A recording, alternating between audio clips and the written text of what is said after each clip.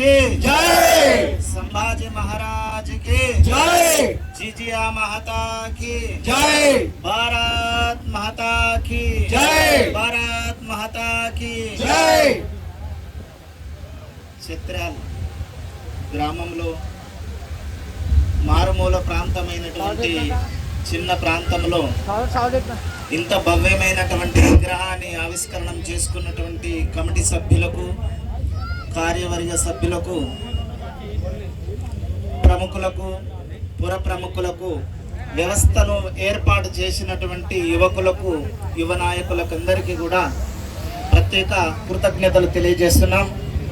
ఇవాళ ఛత్రపతి శివాజీ మహారాజ్ 396వ జన్మదినోత్సవ మహోత్సవంలో పాల్గొన్న నా హిందూ బంధు మిత్రులకందరికీ కూడా ప్రత్యేక కృతజ్ఞతా భావముతో, ప్రేమ సుహృదయమైనటువంటి వ్యక్తిత్వంతో మీరందరూ కూడా కులాలకు మతాలకు అతీతంగా పనిచేస్తున్నారని నేను అనుకుంటున్నాను.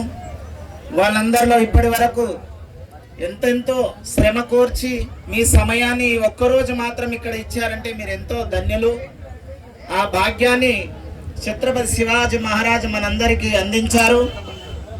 3 స్థలాలలో భూమి పూజ, శివాజీ మహారాజ్ది 3 జాగాల్లో భూమి పూజ చేసుకుంటూ ఇక్కడ 4వ స్థానంకు చేరుకోవడం జరిగింది. సమయానికి మీరు ఇంత కూడా వేచి ఉన్నారంటే మీరందరూ చాలా ధన్యులు. ఇట్లనే ఐక్యతా భావంతో హిందూ చైతన్యం రావాలి. పార్టీలకు అతీతంగా, వ్యక్తిత్వాలకు అతీతంగా, మనస్తత్వాలకు అతీతంగా వ్యక్తి నిర్మాణం చేసుకోవడమే మన యొక్క లక్ష్యం. ఒక వ్యక్తి నిర్మాణం చేసుకోవాలంటే ఛత్రపతి శివాజీ మహారాజ్ ఆదర్శం. ఆయన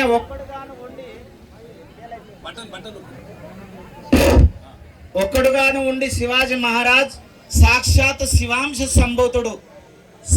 సంభూతుడు కనుకనే ఈనాడు 396వ సంవత్సరాల నాటికి విశ్వమంతా మారుమోగుతుంది శివాజీ మహారాజు యొక్క కీర్తి, ఖ్యాతి.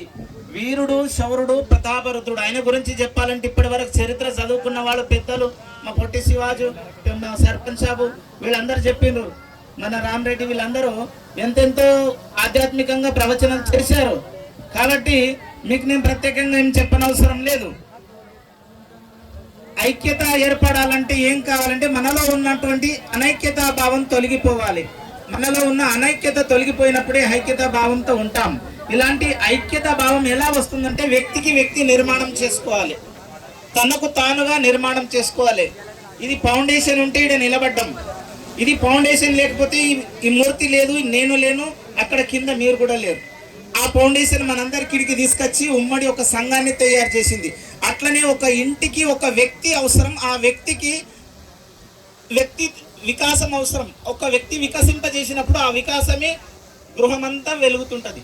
ఒక జ్యోతి ఒక ఇంటికి ఎట్లా వెలుగునిస్తుందో ఒక వ్యక్తి మీ పైన ఆ కుటుంబం ఆధారపడ్డప్పుడు ఆ కుటుంబంలో ఉన్నటువంటి వ్యక్తి ఎలా ఉండాలంటే సనాతన సంస్కృతి, ధర్మం పట్ల, ఆధ్యాత్మిక విషయం పట్ల, దేశం పట్ల భక్తి భావన కలిగి ఉండాలి. ఆ భక్తి భావన కలిగి ఉండాలంటే ఏం చేయాలి? ఆదర్శమూర్తి ఎవరు? ఛత్రపతి శివాజీ మహారాజుకు గురువు ఎవరు? సమర్థ రామదాస్. సమర్థ రామదాస్ మన ప్రాంతంలోనే పుట్టిండు.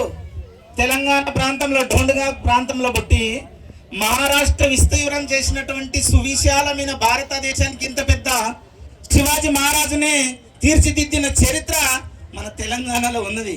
కానీ తెలివి తక్కువ ఏమైపోయింది మన తెలంగాణ అంటే సున్నీలు సుల్తాన్ల పాలనలో పడిపోయింది.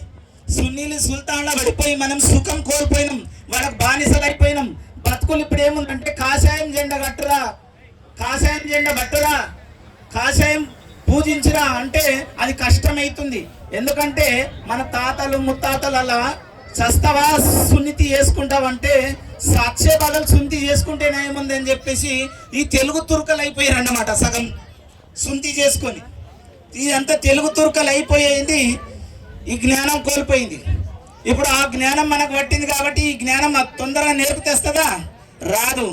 బడితే బడితే బడి జాయింగే, కర్తే కర్తే కర్ జాయింగే, నడిస్తే నడిస్తే పోతే తొవ్వడుస్తుందంట. అనుభవిస్తూ పోతే అనుభవం అవుతుందంట. అందుకే మన విద్యార్థులకు ఏం కావాలి ఇప్పుడు అంటే ఒకటే కోరుకోవాలి, మనకు తక్కుంది పాఠ్యాంశ పుస్తకంలో శివాజీ మహారాజు యొక్క చరిత్ర ఉండాలని సంకల్పం చేయాల. ఇది సంకల్పం చేసి ఒక తీర్మానం చేయండి. తీర్మానం చేసుకుంటే మనం ఈ ప్రభుత్వాలకు అడగనవసరం లేదు. ఏదైతే సెక్షన్లు ఉన్నాయి కదా ఆ సెక్షన్ లోపట్నే రాజ్యాంగాన్ని అనుసరించే రాజ్యాంగం ప్రకారంగానే శివాజీ మహారాజును ఒక పాఠ్యాంశంలో ఉండాలని మనం అందరం సంకల్పం తీసుకుంటారని యువకులకు తెలియపరుస్తూ ఒక లెటర్ పంపించాలని మీకు అందరికి ఆశిస్తున్నాను.